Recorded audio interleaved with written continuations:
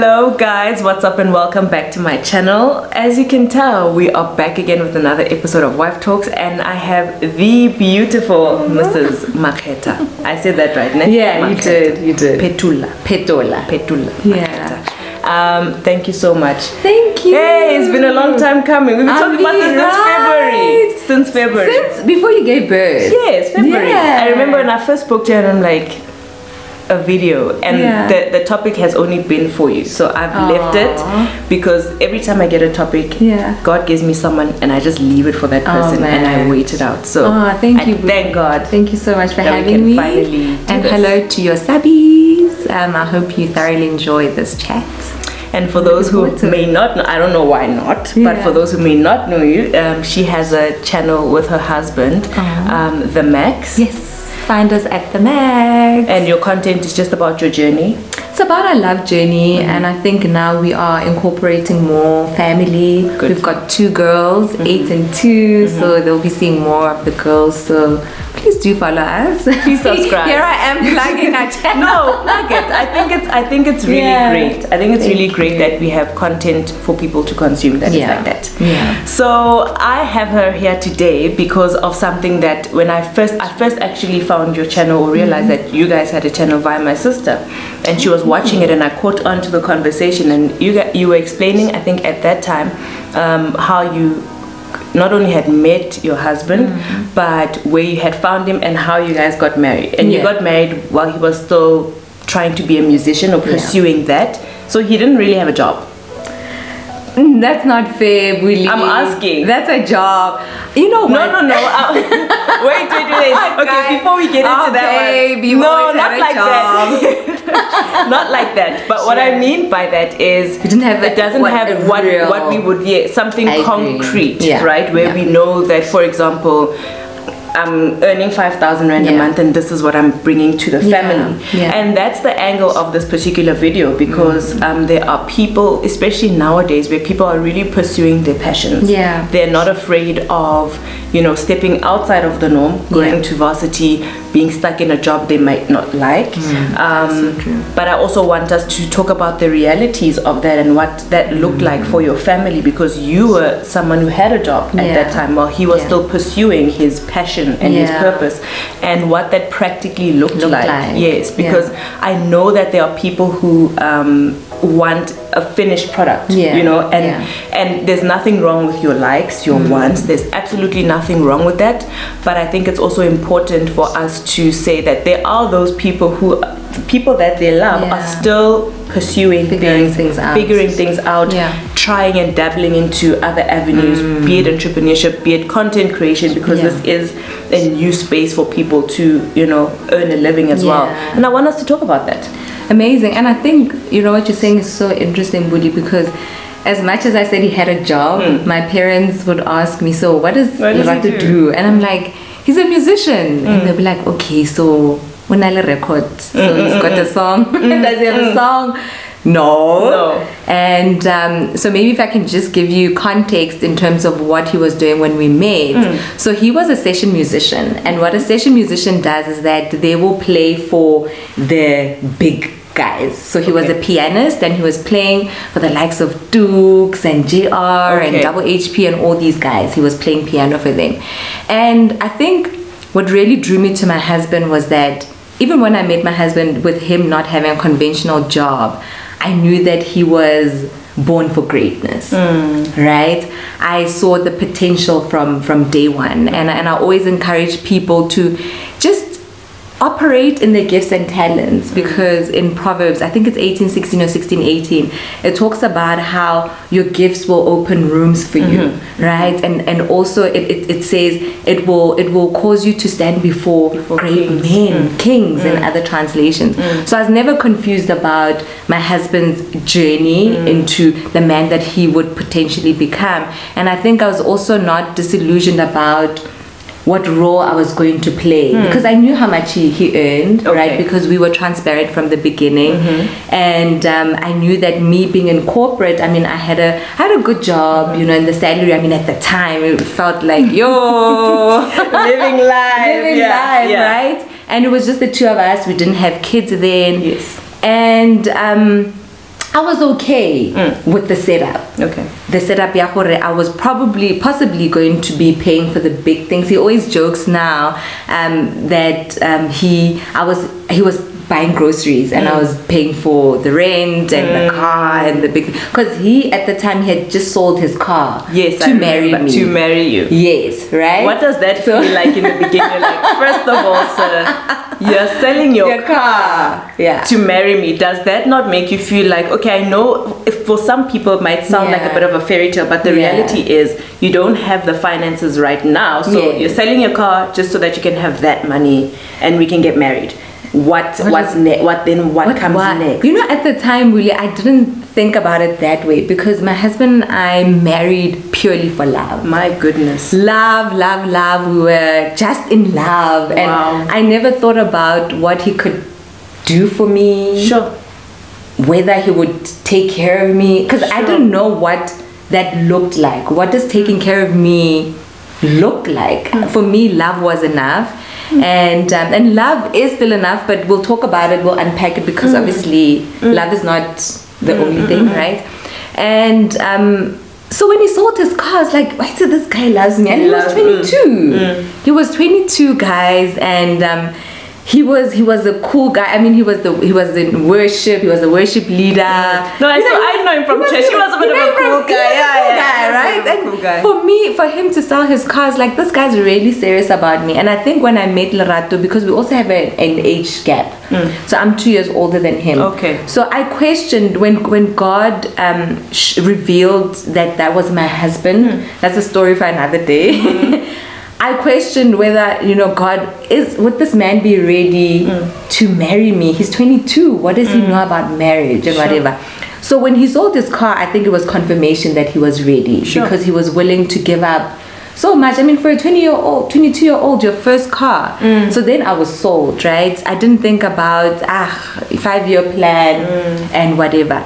And that sort of setup worked for us for a very long time, where I was the breadwinner, but I think things started getting complicated when the gigs started drying up, and now he wasn't able to do the groceries. Now there would be months where there was no salary coming in, and I think that's when I started to feel the load, the heaviness, what does that do for your relationship? Because I know in most cases men do want to play that role, be it small or big, but they still want to feel like they're adding something, and most of the time when they add, they think of it in a physical sense. They're adding physically to the marriage. What does that do to his I guess self-esteem, dare I say, as a husband now, because he's a husband?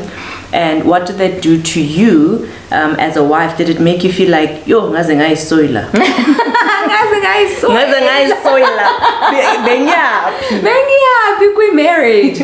So I think, what it did for me, it started building up a lot of resentment. So I was angry, man. I still loved my husband 100%, because I think when I got married, I understood the assignment. I understood what marriage was about. I understood that marriage was a ministry, and me and Lerato getting married was for us to point people to the cross ultimately. As much as it was for us and for us to enjoy each other, but ultimately it really had to bring people to, expand the kingdom, however it looks like, however way, shape or form it looks like, right? So I understood, as much as I understood the assignment, I'm human. I'm human. So on a human level, I started getting short. I would just get frustrated. Okay, right, we know you've got gifts and talents, and we know that you're great, but we need to buy things in the house, right? And I think for me, I was never really obsessed about how much he brought in, as long as he brought in something. Even if he brought milk and bread and smaller things in the house, I was okay with it. But for us to be in a position where now I had to think about toilet paper, from bread to milk to toilet paper to this to that, and also get to a point where you're just like, okay, your husband hasn't had a salary for this period of time. Yeah, and like even toiletries, right? You have to think about things like that, you know. So that was really a difficult time for us, and I think we had to reposition ourselves. You know, we had to go. We started talking to people because we just figured out that we're not really cracking the code in terms of how to move forward in this space. We actually, Malume B and Mama Chris, they've been very sort of, you know, our mentors. And I remember the one time we went to their house and Malume B was like, listen, Lerato, we know that, you know, this is your gift, this is your talent, and your wife supports you, but you have to learn to take care of the now. Sure. And I think that is when things started to sort of get better. And just to answer your question in terms of what it did for him as a man, I would imagine, and he speaks openly about it, you know, that I mean, I tried to make him feel like a man. I would slide my card, you know, when we went out, just to make it look like he's handling business, right? Wow. But I could tell that at the time he couldn't even think outside the box. He was so also frustrated about the situation. He couldn't think about taking care of the now, you know. And I think that's what also a lot of people face when they're unemployed, because people start thinking you're lazy. You're not lazy, but you're going through so much, you know. Other people go through a depression when they're unemployed, and they just can't function. And that is what happened. But when we had that conversation with our mentors, it was just like, wow, you know, the penny dropped. I like that, taking care of the now. Yeah. So what does that look like, especially because you enter into a relationship, you see that this is where this person is, you know that his destination is B, but taking care of the now means A. So what I loved about what Lerato started doing is, and you know, everyone says this about their husband, guys, but my husband is amazing. As much as he was pursuing this dream, and he was already like acting here and there, you know, some people recognized him from like a movie here and, you know, here and there. He decided that, you know what, he's not going to be too proud to do anything. Good stuff. So he actually signed up for this app called Goodfellas. Okay. So what Goodfellas do is, you know, I don't know if you know about the app, but if you're too drunk to get yourself home, you have a designated driver that comes to pick you up and drops you off. So he was literally a driver, right? But the money wasn't a lot. The money wasn't a lot, but I wasn't too concerned about that. Guys, there's just something sexy about a man that just can hold it down. You're really changing the narrative here. If Utlisa 300 or 500, there's just something really sexy about a man who will say, I am willing to go the extra mile for my family, you know, because when I married him, I knew that he was a hard worker. My husband is one of the most hardworking people I've ever met, right? And even when we went through financial challenges, I didn't look at it as it wasn't a reflection on him as provider or he's lazy or whatever. It was just at the time. And also the prayers that we make, guys, we pray for God to open doors and close doors that aren't meant to be open. And I've seen it in his career where certain things looked good on the outside, but God would just shut the door. And I had to understand the bigger purpose of also what God was trying to do in our lives, in this ministry of marriage, because that time of lack really refined our relationship. And guys, if you can love your man when they have nothing, like, you know, it's true love. How do you protect your spouse in situations like that? So because we have to, when we're getting into the practical stuff, obviously it means that it could get to that point where now you have to start reaching out for help, you know, and humility plays a huge role. But then also, what does that look like? Because you also want to protect your husband, you know, because it's easy if the roles were turned, like, okay, my wife is not working, everybody understands. But when the role turns, then it's like, look, we are struggling, and it's because we're trying to stand, but we're standing on one leg. It's not really working out for us. How did you guys, or how did you navigate that place in terms of protecting your husband, protecting your family in that time, and also not wanting your family, right? Yes. So I think what played in our favor, one was that I think empathy played a big role from my parents' side. Okay. So my dad, unfortunately, sadly passed away a year after we got married. So my dad didn't really get to witness a lot of our struggles, but my mom did. But I think my mom was very empathetic because back then, a lot of people struggled, right? Financially. Like, I think if you ask your parents how they started off, they will just tell you, because a lot of people then married for love. 100%. And they would tell you, my mom would even encourage us to be like, because even when we got together, we were living in an apartment, it was spacious, and my mom would be like, when we started out, we lived in a one room. So I think, because there are levels to these things, so maybe it also helps that I come from the background that I come from. I would imagine it would be difficult if you're taking someone out of a mansion and you're taking them into a one room. So I was, I think I can just say I'm grateful for my life as a whole.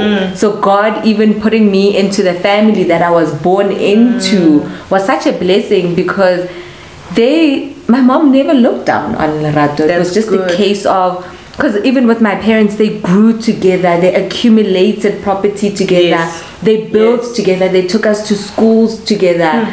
And even by the time my dad passed away, obviously we were out of schools and they could enjoy their money. And so I think my mom was like, okay, one day they'll be okay. So I never got a sense that they looked down on him, and I never got a sense that I had to, obviously I wouldn't take every single thing to them in terms of how we're struggling, but there was just always, they just wanted to cover us, even with my sister, just to cover us, to see how can we help, So I was blessed in that sense, and I know that it's not everyone's story, right? Because for me, it was just a case of my parents were just happy that my husband adored me. Sure. And they could see that I was happy, and obviously we did have our stresses, and I was loved, and that was more than they could have ever asked. Is it something that you'd advocate and support now, especially in this day and age, because you guys are talking almost 10 years ago, now 11. Yo, like, so almost 10, 11 years ago. And I'm thinking about it, I'm like, oh my gosh, I was still doing matric. Oh my word, you made me so old. I was not there. You were like, hey. But I was still living my best life. And back then, life was so much more easier and more simple than it is now. These days, we have, number one, expectations. And I think our expectations are also built by social media and what nowadays society says. Nowadays, society says we don't have time for people who are taking their time and still building. And look, granted, we're allowed to say what we want. There are some people say, look, it's not my portion. And I respect someone who will say that. Who can say that and say, look, it's not my portion to build. But there are those who say, look, I really, really like this guy, but I also believe in your dreams. And how do I navigate that, especially in the now, where all you see is, oh, my husband is taking me to Paris. My husband, we're going to Zanzibar. How does a person navigate that space now? Do you think it's practical to do it nowadays? Is it still doable the way you guys did it all those years ago? I think what's most important is to understand your vision, the vision for your relationship. Every relationship is different, and I love what you're saying, Buli, when you're like, some people are just like, not me, that is not my portion. And I respect that. I respect a woman who will say, I actually don't want to date a guy who doesn't have a car, right? Because everyone knows what they can handle, whether right or wrong, because we live in a society that will judge you harshly for your desires. But I also believe that God places, when you opened, you spoke about God placing desires in our hearts, right? And I feel like, don't just go with social media if God has placed at less than what you had imagined life for yourself. Because I believe that when the time is right, He will elevate you. And I think now people want the finished product. And people don't know what goes into that finished product.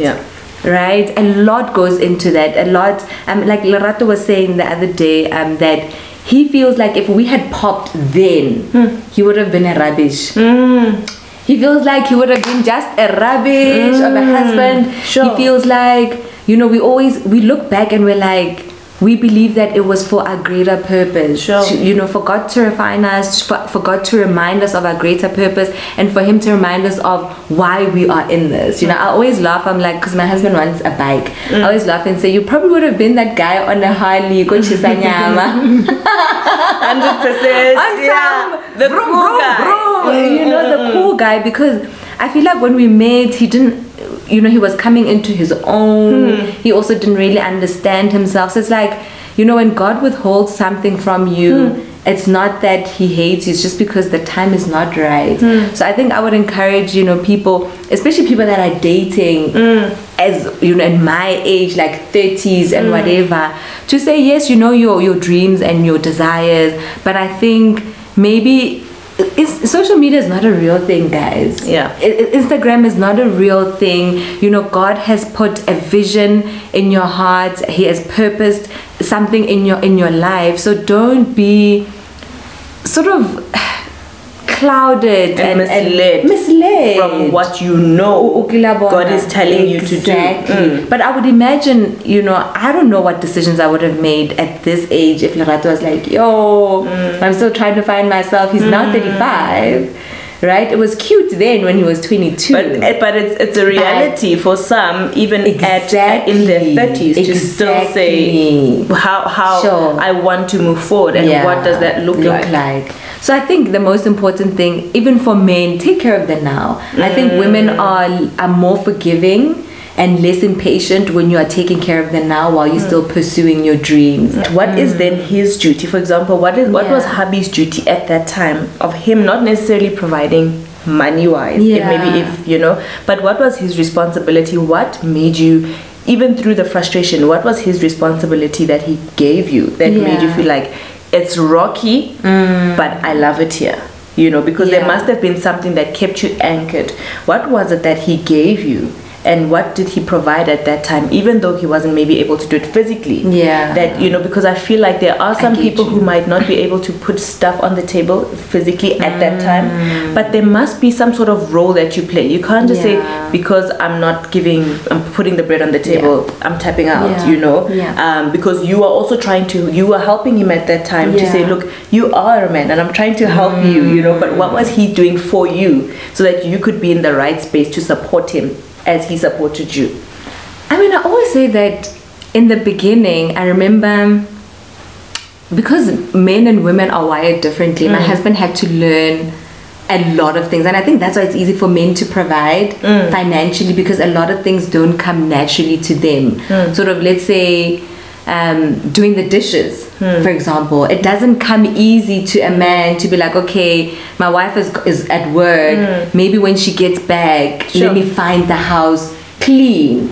So we had a lot of butting of heads in the sense that I would come home and the house would be in a mess. I'm like, but baby, wabona we are no, but those are things that it takes communication. I know it sounds cliched, that talk about these things, because my husband would say to me, but baby, I didn't know that that's what you required from me in this season.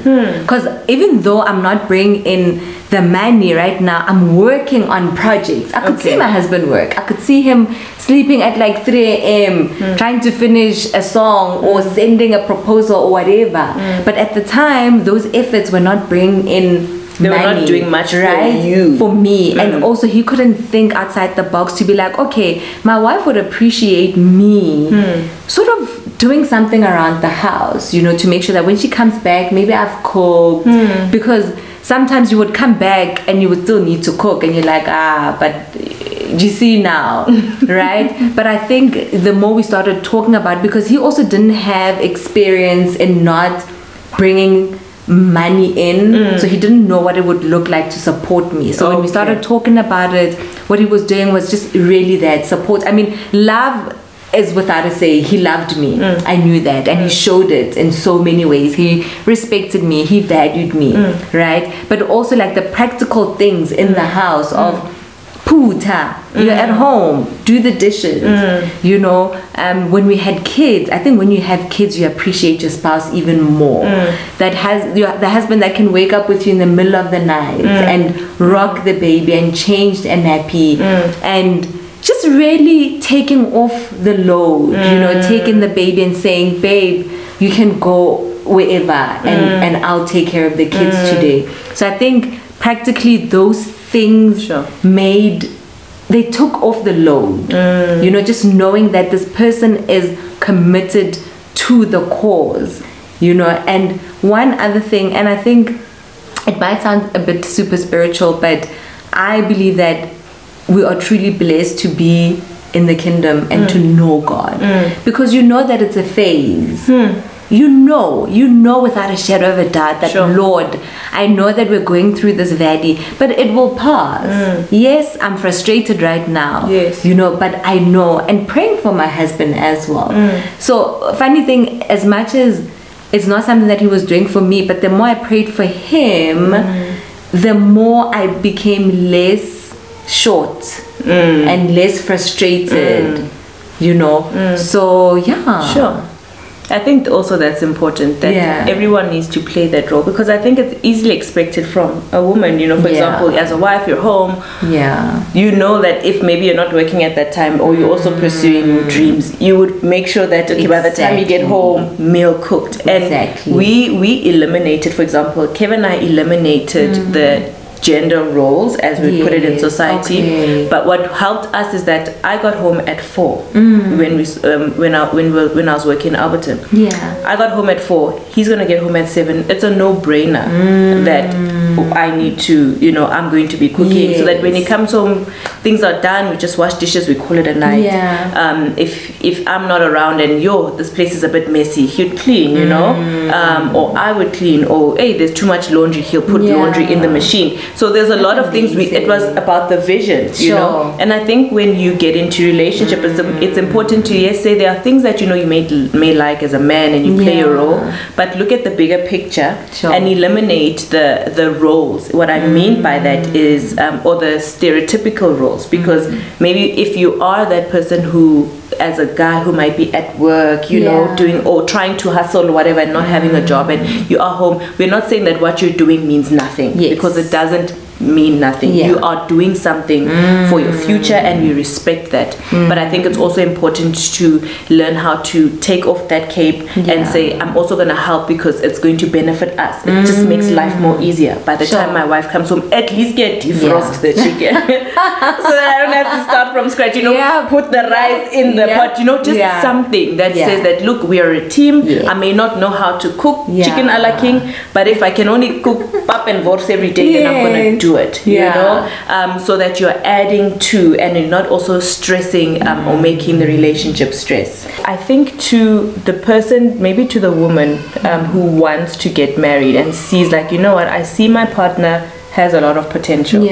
What are your words to her? What are your words to them?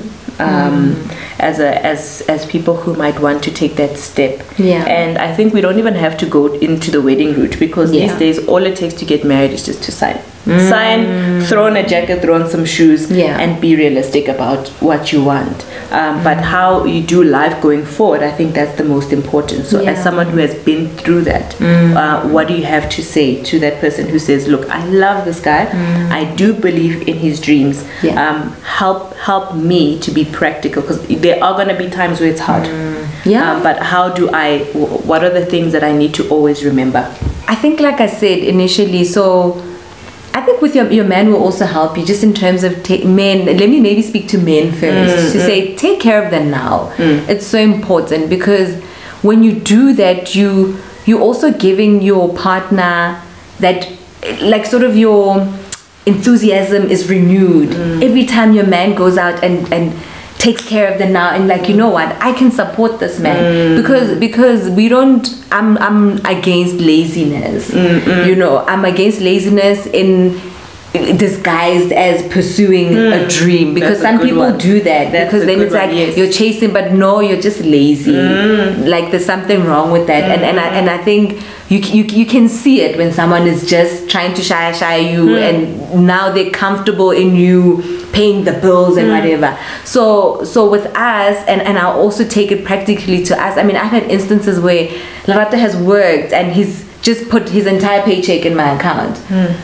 That shows the character of a man. That shows character. Where, because sometimes as artists, they would have like good months where it's just gigging, and he would just take all the money, put it in the account, and be like, babe, for the next 6 months, take care of this. Sure. That speaks volumes. That's about character. Right, exactly. So look at the character of the man. Don't be like me, don't just marry for love.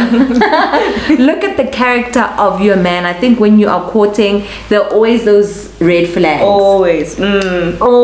So look at that, look at the character of your man. And then practically, we were also talking about what also helped us is with men also. I think I'm speaking a lot to men. Even when you're going through that season when you are not bringing in a lot, be present in terms of the finances in the house. Don't withdraw because you're not bringing in the money. Sit down with your wife, babe, I know I'm not bringing in whatever, but with the money that is coming in this month, how is it being distributed? That's good. Because we struggled where I felt like Lerato felt a bit he was discouraged to have a voice. Yes. Right. So that made me feel like, no, this person is invested. He's invested in everything that is happening in the house. So, also for that woman as well, just know that it's for a season, especially if your man or your partner is operating in their gift, in their talent, if they are trying to occupy their gate. I mean, we know of pastors and we've seen examples of someone who was called to go into a ministry of being a pastor, and they're starting an umnigelo is like 20 rand. You don't just shy because it's tough, shaky. Right? It's shaky. So also interrogate why you are with the person, right? Are you in it for the right reason? That's a good one. Because that's very important. Because sometimes we get with people because we think they can do things for us. Let's say maybe Lerato and I had gotten married and he was popping. What happens if he loses his job or he loses his investments or whatever? So I think be with a person for the right reasons, and just interrogate your motive and be aligned also with your partner in terms of the vision. That's important. Yes, your husband, maybe your partner might be hustling right now, but what is the goal? What is the 5-year plan? Have that and write it down and work together on that vision. I think, I think you'll be good. And no financial abuse. Because that happens. I think some people tend to become abusive financially, especially from maybe the guy's side, that, they I like what you said, your husband was a good steward in his lack, but also in his abundance at that time. Because that takes good character for you to say, look, I've got now 100,000. I'm just going to... It's not a lot of people who do that, I think that's really good. And if he was someone who would have been or who would have had a complex or an issue with it, and not a refined character who would have said, yeah, you see, I told you I'm the man, and not wanted to put it towards the family. So I think it's a very hard journey, because it's not the most conventional, but it's possible. If you put your mind to it, if you put your heart to it, and if you commit to it, and learn not to look to the left or to the right, because nakona the green grass could just be astroturf. You don't know, I like that. It could just be, it's just for fake, but you really want to cultivate something, and I guess that's what relationships are all about. I love what you're saying, Buli, because it just sparked a thought when you speak about financial abuse, even for the woman, because then you could feel like, I'm bringing in the bacon. Like you don't get to tell me what to do. Right? That's what I'm saying. It's a line that is very thin, and you need to walk it right, because it could go either way. It is. that's why I wanted to have this conversation with you as someone who practically walked it. What was your mindset when it was hard? Were you like, really, I'm bringing in, so you can't tell me what to do? And also counseling, guys. You know, we are huge advocates of counseling, however counseling looks like, because some people have elder couples that they commune with when they have problems. We were blessed to have an older couples. We were also blessed to not be shy of going for counseling. That's good. When we had issues, to say, you know what, because what happens really with finances, guys, it also plays havoc in your marriage in terms of intimacy. You know, I think it's important that we speak about it practically, because I personally didn't want to have sex when things were really bad. Because I'm just like, you don't go to work and I must come back home and you want to fry shama chips. It's not gonna happen. It's not gonna happen. No, count me out. I work too hard. Oh man. I can definitely imagine how that plays sexually. And also, like, you know, there needs to be a conducive space for you to be excitable. I mean, you know, you're just like, no, bruh, go sell something.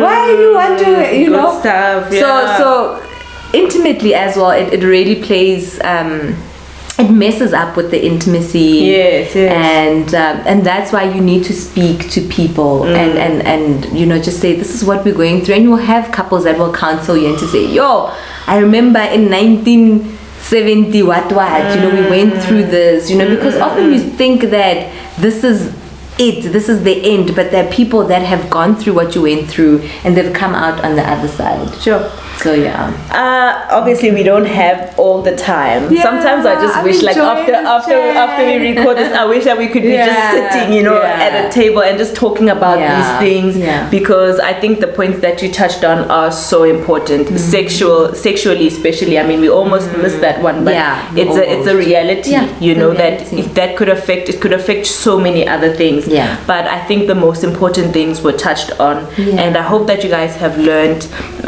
These chats are open for everyone. It's not just for married people, it's for everyone in any stage of their life, because I mean, imagine if we had these and we were single, how much more informed we would be before making decisions. And that's what this is about. We're just trying to show you guys the reality of what relationships could look like. It's not always going to be perfect, but when you put your heart into it, the same way you said, you know what, this love that you had for him, for me,